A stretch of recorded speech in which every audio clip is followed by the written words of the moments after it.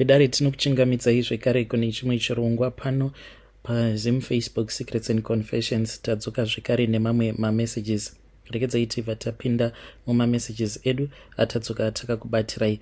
Message edu yekutanga yakamira sekudai so. Hanzi makadi zvenyu mukoma, ndinokumbirawo kuti muge muchindiposterawo nyaya yangu makavika uchitupa changu. Mukoma, ndauyawo pano ndiine confession yangu iyo yandiinayo. Ndinoda kureurura zvivi izvo zvandiri kuita. Saka pamba patinogara mukoma pane marooms akati one day ndiri kuraramawo ndiri munomo munyika yevatorwa yeSouth Africa. Zvino pane vamwe baba avo vanoita zvekugadzira motikari dzavo. Baba ava kubva zvandakatanga kugarapo pamba apa ndivo vakatoita zvekutonditsvakira imba mushure mekunge ndaudza imwe friend yangu kuti ndaike ndichitsvaka imba. There was this other time apo pandakazoenda kumba kwake, then ndo pandakabva ndazoona kuti vainge variko, ndokubva vazoti pamba pavo painge paine room. So now I am staying at that place. Zvino nyaya iripo ndeyekuti baba ava vakambotanga vandirongera friend yavo, ndikabva ndairamba. Now vava kunditumidzira mamessages vachiti pandakakurongera friend yangu I was just testing you, ndichida kuona kuti zvakamira sei. Saka ndakatoona kutoti utori munhu atori bo atori honest.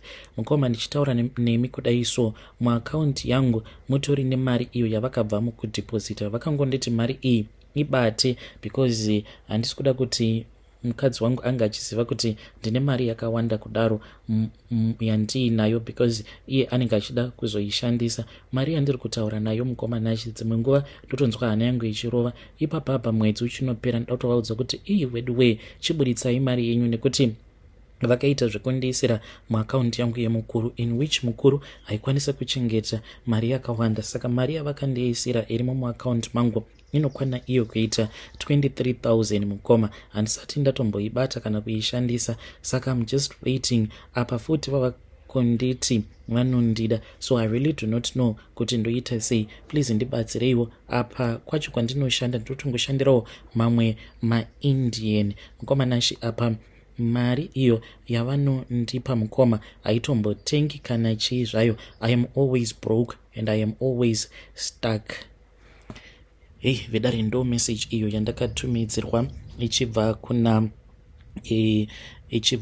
kuna vanzvadzi vedu, ichibva kuna mwana musikana uyu. And zvakangoma hazvo veduwe. Hanzi ndine 20 years pakaipa. Ngatizamei kuti tinge tichitaura naye mucomment section. Kubatiswa mari yakawanda kudaro, what is she supposed to do? Komangwana hanzi ko baba vakazongonditi shandisa mari iyoyo ndeyako, ndichazovapeiko? Ngatitaurei naye mwanasikana uyo mucomment section. Regedzai tibva taenda panyedu inotevera. Nyedu inotevera yakamira sekudai so.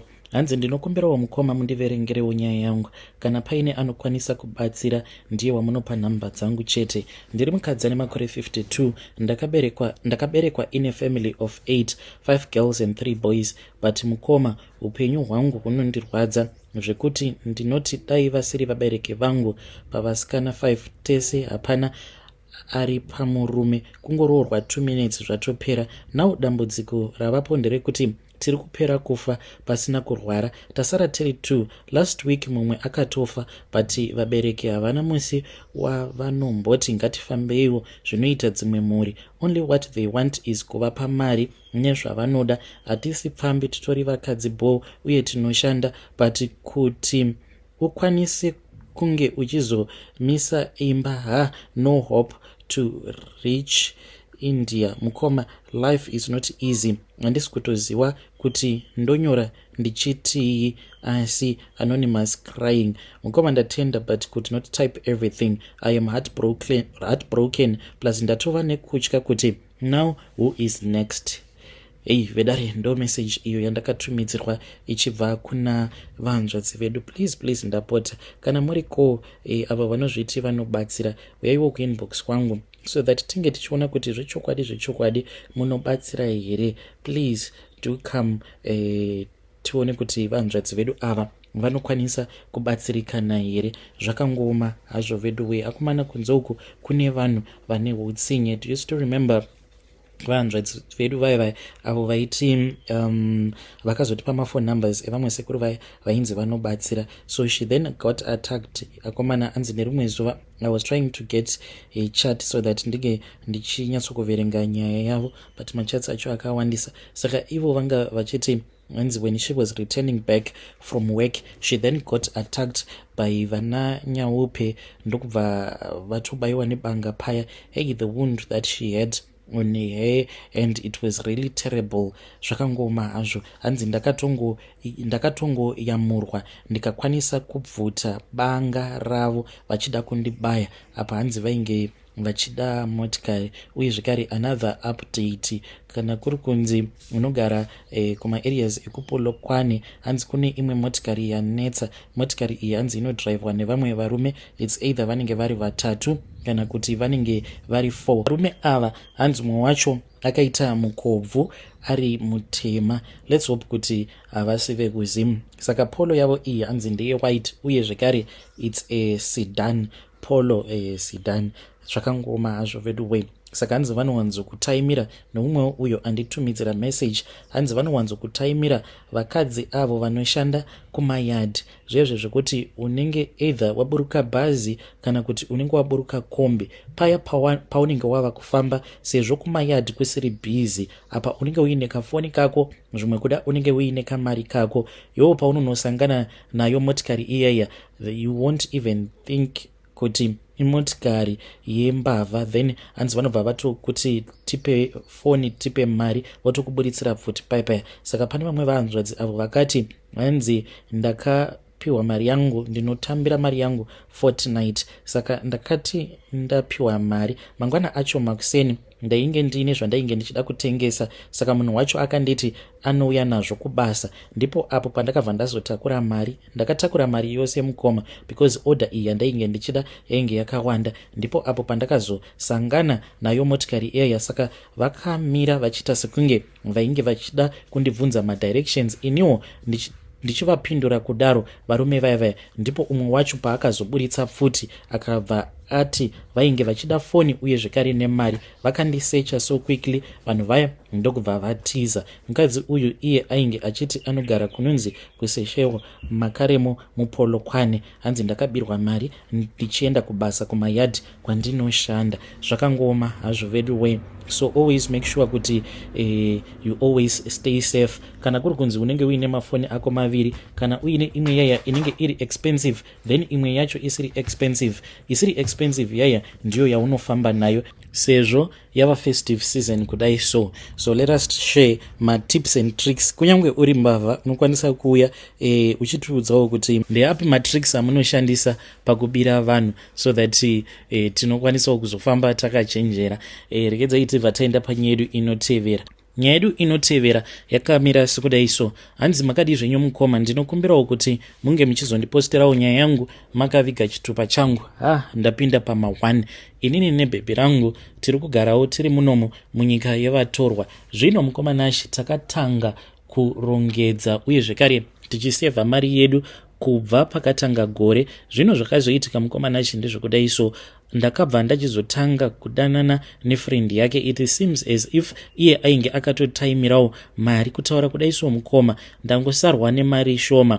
Apa bhebhi wangu wandinogara naye, iye munhu wekuti hatomborina basa nezvakawanda, but I am scared manje kuti very soon ndinokwanisa kuzoonerwa maburi munhu akazviona kuti handisisina kana mari. Apa December ndikufana kuti ndige ndichizoenda kunomuroora. Zvino mistake yandakazoita ndeyekuti ndakabva ndazoudza friend yake. So friend yake naiyewo ainge aine umwe murume uyo waainge achidanana naye. So we don't know if she was telling us the truth kana kuti ainge achitinyepera achitoti it means kuti patichaenda kuna December maybe isusu ndisu chetokutangirai ndikutonoroorwa. But akazoti kwandiri hapana paungambospenda mari yakawanda pafriend yangu, because friend yangu akambodanana ningi in which at that time zvino zvakabva zvazongondibhowawo semunhurume. I then started using that money mukoma, because ainge ondikumbira mari achinditi shandipo mari ndichazokudzosera chichichi kuzonosvika mari iyaiya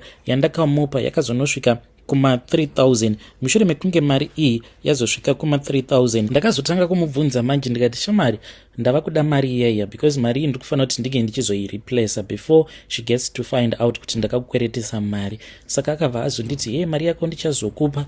Then ndakazoenda kumba kwake mukoma mushure mekunge anditi uya kumba kwangu, but make sure kuti my friend does not know kuti you are coming to my place. Ndakaenda kuya mukoma, ndichinosvika kuya ndakabva ndazonzi ndinge ndichipinda mumbashe, then sat down tikatanga kutaura pasina kana nguva mukoma. Inini naye takatoita misikanzwa yatakaita. Saka kubva ipapo manje kuti ndinge ndichizomudhimanda mari iya ndichiti shamari ndipe mari iya, you know it is very embarrassing apa kuti wava kurara nemunhu apa uri kumudza kuti uri kuda mari yako. So I just said kuti ndichazomuudza kana gore rava kunopera. But what has happened mukoma is that from the time ipapo kubva achindikwereta mari kusvika pari zvino, mukoma mari yarohwa, bhegi radonha. Apa musikana wangu asi kutozviziva kutoti bhegi radonha pasisina. Zvaizvezvi mukoma ndiri kutoda kutotengesa mimwe midziyo yemumba iye asingazvizivi. What I've been planning was that since iye ari kufanira kuti ange achienda kumba first omboenda kwavatete vake, then vobva vazonosvitsa shoko rekuti kune vaenzi vachazouya, then inini I'll follow her. I wanted her kuti ange achizoenda kunana 10 December, then inini ndozoteverawo kana kunana 15 December, but ndakatotageta kuti ari kufanira kuti ange achitoenda even earlier on. Ndobva ndatotanga kutomaketa zvinhu because titori nemamwe maziproperty ekuti kana ndikamatengesa tine mamwe mazitv, mazistovhu nei nemalaptop uye zvekare nemafoni emuwando. So mukoma, I have been thinking of selling everything. Hamene kuti kana zvinhu izvi zvikatengwa uyu wangu ndichazomuti kudii. Apa futi ndatova pahard target. Hii mukoma, kutaura kudai so ndakatopa uyu friend yemusikana wandinogara naye mari yekuti ange achitumidzira amai vake mari yefertilizer mushure mekunge anditumidzira WhatsApp voice note achitodemba achiti ndipowo mari ndichazokupa, but I know kuti as long as tichirara tose there is no way yekuti anozondidzorera mari iyoyo. It is not only that mukoma, zvekare ndikuda kureurura kuti uyu musikana pane pamwe apo paakamboti ainge abatira pamuviri. Mushure mekunge andiudza kuti abatira pamuviri, ndakabva ndati, so what are you going to do? You are going to keep the pregnancy. Anditi akabva andituka mukoma, akandishaudha akaditi uya kumba kwangu. Ndakangoti ndichingonosvika kumba kwake ndichingonopinda mumba make ndokubva atondidzipa mukoma. Ndiye uyo kwava kutanga kundidira mambama, akabva ati ndokusaka wakandimitisa because you knew kuti hauna basa neni. Ndakazotanga kumunyengerera paya. She wanted to expose me. Akabva azonditi chindipa mari, saka ndakamupa mari yekuti ange achinobvisa nhumbu yeye. Akatoita abortion zvechokwadi mukoma, akatonditumidzira mapictures mushure mekunge arovha kubasa. Akati ainge aenda kune mamwe maNigerian uko kwaakapiwa mapiritsi ndokubva atotaka kutobleeda. She showed me everything mukoma. So right now inini naye like we have been dating, ende munhu uyu andidya bag uye zvekare akatosvika pakutobvisa nhumbu. Ndakatora mari iyoyo yandaifanira kuti ndinge ndichinorora nayo musikana wangu ndikanopa best friend yake kuti ange achienda kunobvisa nhumbu. Ndiyo confession yangu iyo yandiinayo mukoma. Kana mukaposta nyaya yangu ndiziviseiwo, ndichange ndichizotevererawo ndiri mucomment section. Hey vedare, ndo message iyo yandakatumidzirwa ichibva kuna mukoma vedu avo. What proof do you have kuti zvechokwadi munhu uyu zveshuwa akatoenda akatonoitwa abortion, ko kana kuri kunzi aitokunyeperai zvenyu naye mukoma? Apa maybe mari iyoyo akatongoitumidzira zvake kumusha, kana kuti akatongotenga zvaainge achinzwa kuda. Izvo zvekunzi ndakatumidzirwa mapictures ndo proof, I don't think kuti that is the truth. Anyway, ngatitaurei navo mukoma vedu ava mucomment section. What do you think about that naivedare? Like munhu uyu kuti akatombobatira pamuviri here kana kutoti dzingotoriwo nhema zvadzo? I think kuti she is lying. Regedzai tiva taenda panyaya yedu inotevera. Nyaya yedu inotevera yakamira sekudai so. Hanzi makadi zvenyu mukoma, ndinokumbirawo kuti munge muchindiposterawo nyaya yangu makaviga chitupa changu. Ndauyawo pano ndiine confession yangu iyo yandiinayo. Confession yangu mukoma Nash yakamira sekudai so. Inini ndakarara nagogo vangu amainya kubereka baba vangu mukoma. Zvinhu izvi pazvakaitika ndainge ndiri muform 3, ndipo apo pandakanzi nababa ndaifanira kuti ndinge ndichienda kunorara nagogo. I could not even understand, but mushure mekunge ndazopiwa mvura yekunwa nababa ndipo pandakatonzwa zvichitonditi enda. Usiku hwakazoti hwasvika ndokubva ndazoenda kuroom iyo yainge ichishandiswa nagogo pose pavanenge vauya kuHarare. Mukoma, I do come from a very wealthy family. Nditori nedzimwe hama dzekutoti they were actively involved in politics, vachitosponsor vachiita sei when they were still alive, but kwedu Mukoma kunofiwa. It is very rare kuti munhu ange achinzi anosvika kana kuma 50 chakadaro, round about 40-30 vanhu vemumhuri ndipo pavanowanzokufa, ende munhu kana ava kutofa anotozviziva, such that munhu anokwanisa kutoseta everything that he wants to be done on his or on her own funeral. Nditori nevamwe vatete vangu avo vainge vachigara kuUK, mazuva avo kuti vange vachizofa akati ava kuda kunoswedera, vakatodzoka kubva kuUK vakatotaura kutoti ndaona kuti ndingazokusiyiraiwo mutoro wekuti munenge mava kuda kuzounza chitunha changu. Ndangoti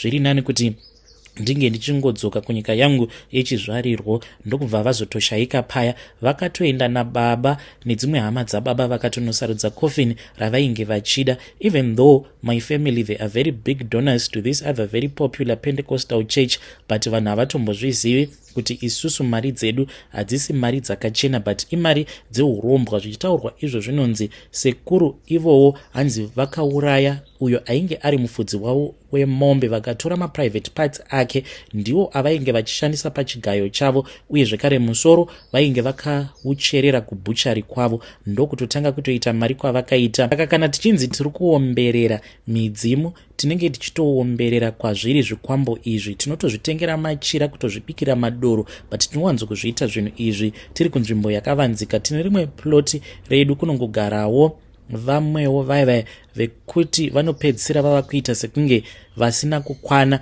nekuda kwemishonga iyoyi yezvikwambo, zvekuti kunyange vakaona tichiita zvatinenge tichiita, mbudzi dzichiurawa, dzichinwiwa ropa nezvinhu zvinenge zvisingaonekwi, havambovhunduki kana kufunga kuti vange vachiudzawo vamwe vanhu zvose zvinoitika kuploti kwedu ikoko. Mukoma Nashe, ndakanorara nagogo usiku hwose ndichiita bonde nagogo. Vaiti kana paya patinenge tapedza, then vaibva vazotora shizha vobva vatanga kuzvipukuta. Mushure mekunge vazvipukuta shizha iroro vaibva vazorikandira muhari. Ndiyo family secret iyo yandiinayo Mukoma.